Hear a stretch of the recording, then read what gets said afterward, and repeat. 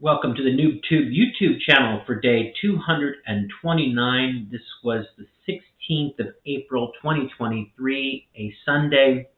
So I worked on Remote Wellness Academy, books, insurance, and IAM Academy. And did exercise and just spent a little downtime. So that was basically it for day 229.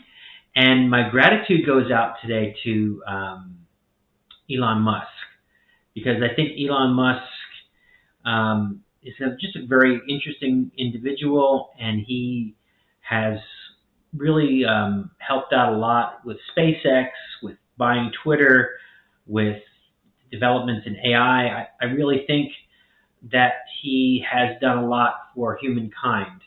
Now, he's not perfect, and I don't agree with everything that he does, but he's done so much that it warrants gratitude, because I think that he may single-handedly have changed the lives of many, many people for the better. So I'm grateful for him. I'm grateful for people like him, but I think he's one of a kind.